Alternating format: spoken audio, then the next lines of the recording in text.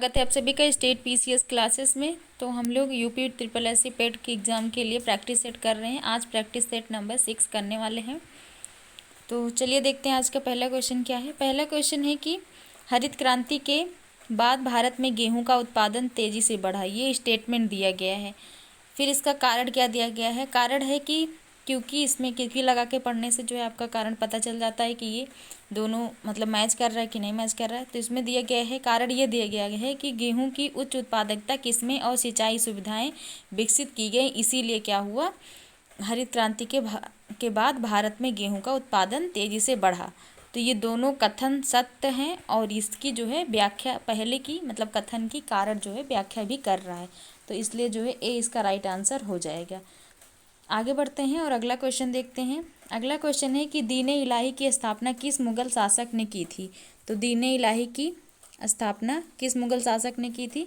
तो अकबर ने दीन ए इलाही जो है एक धार्मिक तौर पे जो है इसको चलाया था कि जहाँ पे सभी धर्मों के पुस्तकों को फारसी में अनुवाद करवा के ये खुद जो है रीड करता था, इसके बारे में मतलब सभी धर्मों के बारे में जानता था। तो इसी को यह दीन ए इलाही का नाम दिया था। तो ये एक धार्मिक रूप से इसको जाना जाता है। तो ए इसका राइट आंसर हो जाएगा। अगला क्वेश्चन देखते हैं। अगला क्वेश्चन है कि 42वें संविधान संशोधन 1976 द्वारा संविधान की प्रस्तावना में कौन से शब्द जोड़े गए थे। तो इसमें कौन कौन से शब्द जोड़े गए थे 42वें संविधान संशोधन के द्वारा। तो इसमें समाजवाद, समाजवादी और पंथ निरपेक्ष यही शब्द जोड़े गए थे। संप्रभु शब्द पहले से था, लोकतांत्रिक शब्द ये सभी पहले से था। तो इसमें 2 शब्द जोड़े गए थे और एक शब्द अखंडता, ये 3 शब्द जोड़े गए थे। समाजवादी, पंथ निरपेक्ष और अखंडता ये जो है 42वें संविधान संशोधन करके 1976 में किस में जोड़ा गया था, प्रस्तावना में जोड़ा गया था। प्रस्तावना में जोड़ा गया था। ये प्रस्तावना में एकमात्र जो है संशोधन है जो कि 42वें संविधान संशोधन 1976 में किया गया था प्रस्तावना में, ये भी याद रखिएगा। अगला क्वेश्चन है कि क्वीन मेरी टेपेस्ट्री किस ऐतिहासिक घटना से जुड़ी है। तो ये क्वीन मेरी टेपेस्ट्री किससे जुड़ी है, प्लासी के युद्ध से, कि जलियांवाला बाग हत्याकांड से, कि 1857 की क्रांति से, कि स्वतंत्रता की घोषणा से। तो किससे संबंधित है। तो 4 का राइट आंसर क्या हो जाएगा, 4 का राइट आंसर सी हो जाएगा। क्वीन मेरी इस टेपेस्ट्री जो है ये 1857 की क्रांति से संबंधित है। आगे बढ़ते हैं, अगला क्वेश्चन देखते हैं। अगला क्वेश्चन है कि भारत में सबसे लंबा राष्ट्रीय राजमार्ग NH जो है जिसको बोलते हैं कौन सा है। तो ये है NH-44। तो बी इसका राइट आंसर हो जाएगा क्वेश्चन नंबर 5 का। आगे बढ़ते हैं, अगला क्वेश्चन देखते हैं कि विश्व व्यापार संगठन का WTO का मुख्यालय कहाँ पे है। तो ये जो है कहाँ पे है, तो जिनेवा स्विट्जरलैंड में है। WTO पहले किस नाम से जाना जाता था। तो पहले गेट के नाम से जाना जाता था, गेट के नाम से जाना जाता था। इसकी स्थापना कब हुई थी। तो 1948 में इसकी स्थापना हुई थी। फिर इसका नाम कब चेंज किया गया। तो इसका नाम जो है 1995 में इसका नाम चेंज करके WTO रखा गया। तब से ये किस नाम से जाना जाता है, WTO के नाम से जाना जाता है, वर्ल्ड ट्रेड ऑर्गेनाइजेशन के। आगे बढ़ते हैं, अगला क्वेश्चन देखते हैं कि नालंदा विश्वविद्यालय को किसने नष्ट किया था। बख्तियार खिलजी ने, कि मोहम्मद गौरी ने, कि इल्तुतमिश ने, कि अलाउद्दीन खिलजी ने। तो क्वेश्चन नंबर 7 का राइट आंसर ए हो जाएगा। बख्तियार खिलजी ने नालंदा विश्वविद्यालय को नष्ट किया था। ये कहाँ का मतलब कहाँ पे ये शासन कर रहा था उस समय। तो ये बंगाल में उस समय पर था। आगे बढ़ते हैं, अगला क्वेश्चन देखते हैं कि भारतीय संविधान के किस अनुच्छेद में नागरिकता का उल्लेख किया गया है। तो किस में जो है नागरिकता का उल्लेख है। तो इस भाग 2 आर्टिकल 5 से 11 मतलब 5 से 11 के बीच में जो है इसका उल्लेख किया गया है नागरिकता के बारे में। अगला क्वेश्चन है, ये भी स्टेटमेंट वाला क्वेश्चन है कि कथन दिया है इसमें कि मानसून की विफलता भारत की कृषि को प्रभावित करती है। तो सही बात है कि जब मानसून जैसे बारिश नहीं होती है तो जो है इससे क्या होती है कि भारत की जो कृषि होती है वो प्रभावित होती है। कारण यह है क्योंकि भारत की अधिकांश खेती सिंचाई से होती है। तो ये भी सही कथन है। तो 9 का राइट आंसर क्या हो जाएगा। तो ये इसमें ये दोनों कथन तो सही हैं, ये भी सही ये भी सही है, लेकिन इसकी व्याख्या नहीं कर रहा है कि इसमें कारण ये क्योंकि भारत की अधिकांश खेती सिंचाई से होती है। तो ये कोई नहीं है कि मानसून की विफलता इसके कारण है। तो इसलिए इसका कारण सही नहीं है, दोनों सही है लेकिन कारण सही नहीं है। तो बी सी इसका राइट आंसर हो जाए। क्वेश्चन नंबर 9 का राइट नहीं, इसका जो है ये सही हो जाएगा। पहला कथन सही हो जाएगा, लेकिन दूसरा कथन गलत है। इसमें ये दिए गए हैं कि भारत की अधिकांश खेती सिंचाई से होती है। सिंचाई से तो होती है वैसे, लेकिन जो है सभी खेती तो नहीं होती। कुछ मतलब वैसे भी, जैसे कि दलहन जो फसलें होती हैं या फिर जो ज्वार बाजरा, ये सभी खेती जो है बिना मतलब सिंचाई से भी हो सकती हैं। तो इसलिए ये कथन गलत दिया गया है। तो सी इसका राइट आंसर हो जाएगा। अगला क्वेश्चन है कि ब्लैक होल त्रासदी किस वर्ष में हुई थी। ब्लैक होल त्रासदी जो है कब हुई थी, तो ये 1756 में हुई थी, 1757 में, 1761 में, 1764 में। तो क्वेश्चन नंबर 10 का राइट आंसर ये हो जाएगा। ये जो है 1756 में हुई थी। और किस, ये पूछ लेता है किस जो है नवाब के समय पे ये हुई थी। नवाब कहते हैं यहाँ के सिराजुद्दौला के समय में ये घटना हुई थी। सिराजुद्दौला के समय में ये घटना हुई थी। आगे बढ़ते हैं, अगला क्वेश्चन देखते हैं। अगला क्वेश्चन है कि भारत में राष्ट्रीय आय की गणना किस पद्धति से होती है। उत्पादन पद्धति से, कि आय पद्धति से, कि व्यय पद्धति से, कि उपर्युक्त सभी से। क्वेश्चन नंबर 11 का राइट आंसर क्या हो जाएगा। राइट आंसर डी हो जाएगा। भारत की जो राष्ट्रीय आय होती है वो जो है उत्पादन से, आय पद्धति से और व्यय पद्धति सभी से इसकी गणना की जाती है। तो डी इसका राइट आंसर हो जाएगा। अगला क्वेश्चन है कि हड़प्पा सभ्यता में धातु का सबसे पहले प्रयोग किस धातु से हुआ था। धातु का सबसे पहला प्रयोग किससे हुआ था, तो ये जो है क्वेश्चन नंबर 12 का राइट आंसर क्या हो जाएगा। तांबा। डी इसका राइट आंसर हो जाएगा। तांबा से जो है पहले धातु का मतलब इसका प्रयोग हुआ था सबसे पहले, ये पूछा गया इसमें। नेक्स्ट है कि विश्व पर्यावरण दिवस कब मनाया जाता है, तो ये 5 जून को मनाया जाता है विश्व पर्यावरण दिवस। क्वेश्चन नंबर 13 का राइट आंसर बी हो जाएगा। आगे बढ़ते हैं, अगला क्वेश्चन देखते हैं कि हड़प्पा सभ्यता के लोग किस फसल की खेती सबसे अधिक करते थे। धान की, कि गेहूं की, कि ज्वार की, बाजरा की, किसकी करते थे, तो ये जो है गेहूं की फसल की खेती अधिक मतलब करते थे। तो बी इसका राइट आंसर हो जाएगा। अगला क्वेश्चन है कि लॉर्ड डलहौजी किस नीति के लिए प्रसिद्ध थे। तो किस नीति के लिए प्रसिद्ध थे, तो सब्सिडरी अलायंस के लिए, कि डायरेक्ट रूल के लिए, कि हड़प नीति के लिए, कि मंडल नीति के लिए। तो 15 का राइट आंसर सी हो जाएगा। हड़प नीति, जिसको डॉक्ट्रिन ऑफ लैप्स कहते हैं। इसी के थ्रू जो है अवध को हड़प नीति के तहत जो है कब विलय कर लिया गया था, 1801 में विलय कर लिया था। किसने किया था, लॉर्ड डलहौजी की नीति के द्वारा लॉर्ड डलहौजी ने किया था। नेक्स्ट क्वेश्चन है कि अमृत महोत्सव किस वर्ष शुरू किया गया था। 2019 में, कि 2020 में, कि 21 में, कि 22 में। तो अमृत महोत्सव कब शुरू किया गया था, क्वेश्चन नंबर 16 का राइट आंसर सी हो जाएगा। 2021 में अमृत महोत्सव शुरू किया गया था।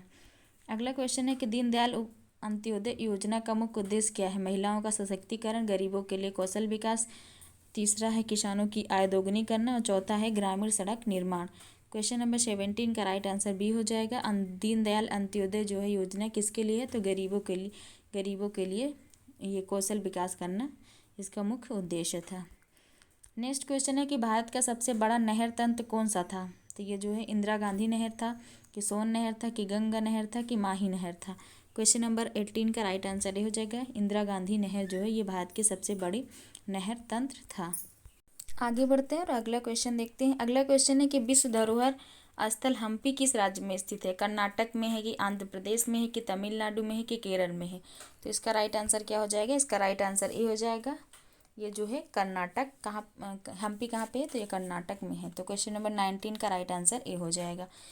नेक्स्ट क्वेश्चन देखते हैं कि चंद्रयान 3 का प्रक्षेपण कब किया गया था। 2021 में, कि 2022 में, कि 2023 में, कि 2024 में।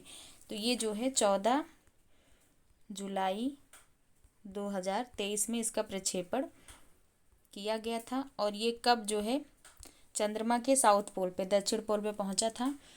तो ये कब पहुंचा था, तो 23 अगस्त 2023 को पहुंचा था साउथ पोल पर, दक्षिण मतलब चंद्रमा के दक्षिणी ध्रुव पर पहुंचा था। और जहाँ पे पहुंचा था उसको क्या नाम दिया गया था, तो उसको शिव शक्ति पॉइंट नाम दिया गया था। शिव शक्ति पॉइंट नाम दिया गया था। और उसके बाद जो है 23 अगस्त को ही कौन सा दिवस मनाए जाने की घोषणा की गई थी, तो 23 अगस्त को अंतरिक्ष दिवस मनाए जाने की घोषणा भी की गई थी। जो इसलिए की गई क्योंकि इसी दिन यह जो है मिशन चंद्रयान 3 पहुंचा था चंद्रमा के दक्षिणी पोल पर, इसीलिए किया गया था। तो चंद्रयान 3 का प्रक्षेपण कब किया गया था? तो 2023 में किया गया था। तो सी इसका राइट आंसर हो जाएगा। तो किस रॉकेट से इसको भेजा गया था ये भी याद रखिएगा चंद्रयान को। तो एलवीएम